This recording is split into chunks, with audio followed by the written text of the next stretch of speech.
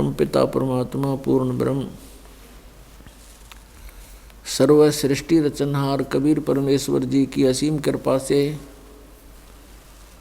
आप सभी पुण्यात्माएं सत्संग श्रवण कर रहे हैं। मानुष जन्म दुर्लभ है, ये मिले न बारंबार। तरवर से पत्ता टूट गिरे वो बोर नहीं लगता डार। मानुष जन्म पाए कर जो नहीं रटे हरि नाम। जैसे कुआ जल बिना फिर बनवाया क्या काम। पूर्ण ब्रह्म परमात्मा सत्य पुरुष असंख्य ब्रह्मांड के रचनहार कबीर देव कबीर साहिब जी, ये हम सभी प्राणियों के उत्पत्ति करता है, ये हम सभी के पिता हैं। और पुण्यात्माओं, आप यहाँ काल के लोक में फंसे हुए हो। आप जी को यहाँ बाई फोर्स रखा हुआ है, विवश करके, आपको मिसगाइड करके। जैसे एक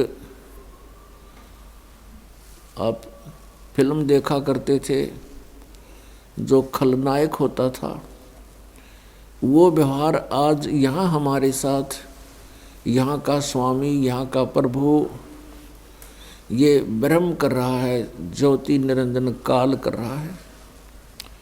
हमें किसी भी वस्तु से यथार्थता उसकी परिचित हमसे नहीं होने देता। हमें ये नहीं मालूम हम कौन हैं, कहाँ से आए थे। हमारे को ऐसा शरीर दे दिया, इसमें हर समय कोई ना कोई समस्या बनी रहती है। ऐसे लोक में हमारा जन्म कर दिया, यहाँ आपदाएं आपदाएं ही हैं। हिंसक पशु पक्षी बना दिए हमारे में से ही, एक दूसरे को प्रताड़ित करने के लिए। मच्छर बना दिए, मक्खी बना दी, और भी भयंकर बिच्छू बना दिए, बिरड़ और ततैये बना दिए, सर्प बना दिए, जंगली जानवर शेर बना दिए। हम यहाँ काल के लोक में रह रहे हैं, और काल हमारे साथ प्रतिशोध ले रहा है उस परमेश्वर का। कबीर परमात्मा से प्रतिशोध ले रहा है और हमें परेशान कर रहा है।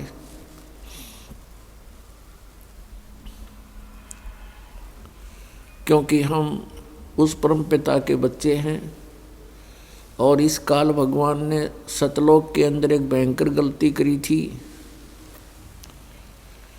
जिसके कारण इसको 21 ब्रह्मांड समेत वहाँ से निष्कासित कर दिया था। और हमने भी एक भयंकर भूल करी थी, जिस कारण से हम भी इसके साथ यहाँ आ गए। अब ये हमें इसलिए परेशान करता है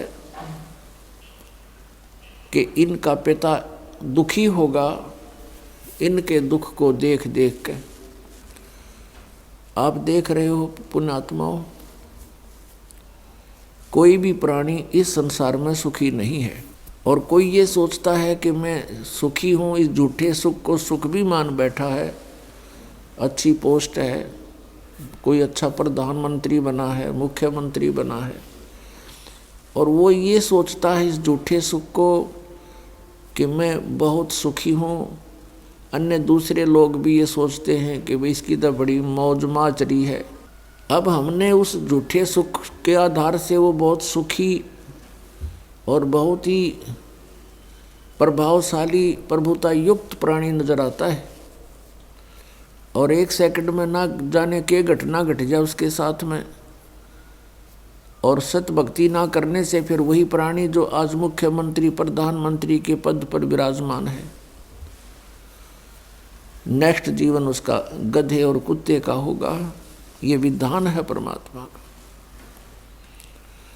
आप बहुत सा प्रमाण देखते हो, समाचार पत्रों में भी पढ़ते हो, सुनते भी हो, टीवी पर देखते हो। कोई बहुत बड़ा सेठ दुर्घटनाग्रस्त हो जाता है, या किसी बीमारी से मृत्यु को प्राप्त होता है।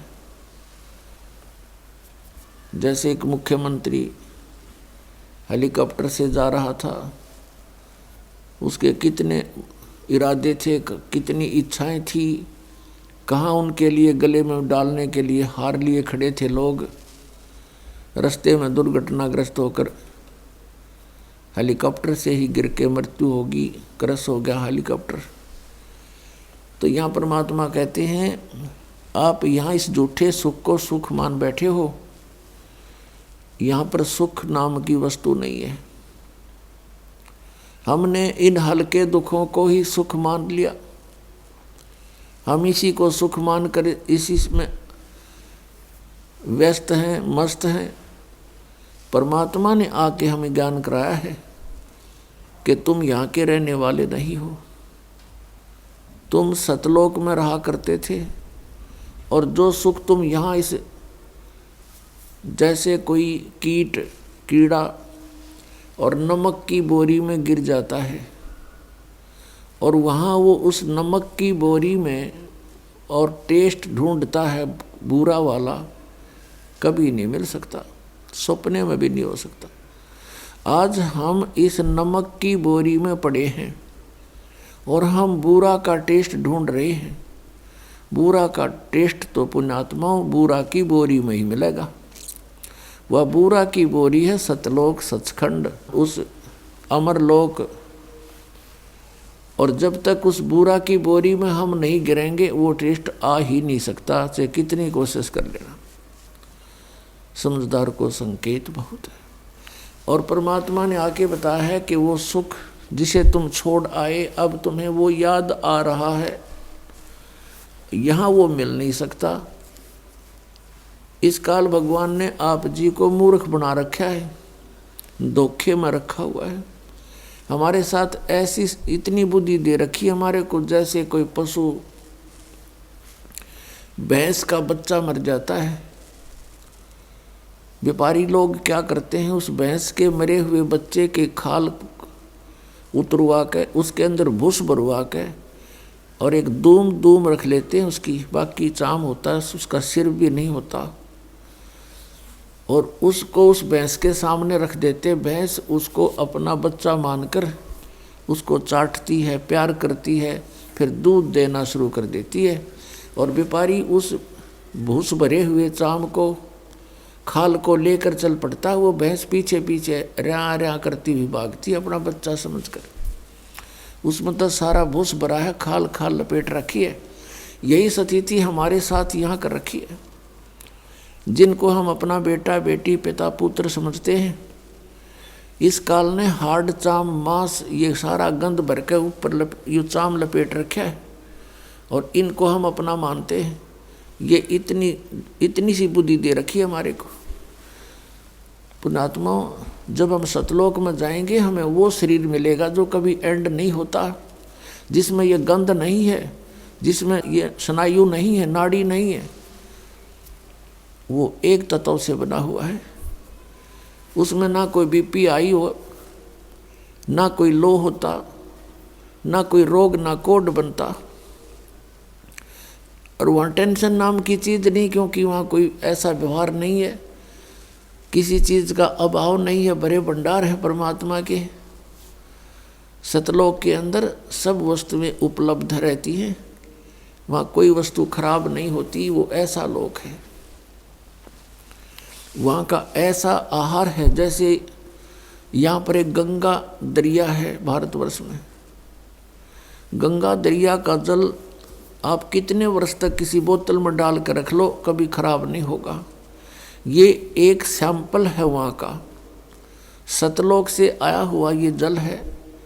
और वहाँ से फिर यहाँ प्रकट किया परमात्मा ने, ये प्रमाण देने के लिए कि हमारा ऐसा पदार्थ है वहाँ के, कभी नष्ट नहीं होंगे, कभी खराब नहीं होते। तो हम उस स्थान को, उस सुख को छोड़ आए, वहाँ कोई काम नहीं। पुण्यात्माओं, यहाँ कोई भी काम कर राजी नहीं है, मजबूरी में करना पड़ता है, क्योंकि ये पेट ऐसा लगा दिया, इसने कर्म नहीं करेंगे तो इसका निर्वाह हो ही नहीं सकता। ये शरीर ऐसा बना दिया, इसी की सुरक्षा में, इसी के भरने में सारा जीवन व्यतीत कर देते हैं। फिर हम फिजूल की बकवादों में बढ़ जाते हैं। कोठी बना ले। पहले हमने देखे हमारे दादे परदादे कच्चे मकानों में हट डाल कर झोंपड़ियों में 100 वर्ष व्यतीत कर गए। एक टाइम में पास तो करना हमने। यहाँ बता, कोठी बना ली, कल मृत्यु होगी, फिर वो कोठा के काम आया उसके? वो गधा बनकर सैर सपट्टे कर रहा है को मार के यहाँ पर, और कोठी बनी पड़ी है कहीं पर, काम आई है। तो ये अंधा बना रखा है हमारे को, हमारा टाइम वेस्ट कराने के लिए, मनुष्य जीवन बर्बाद कराने के लिए। इसने हमारे अंदर ऐसे खुरापात भर रखे हैं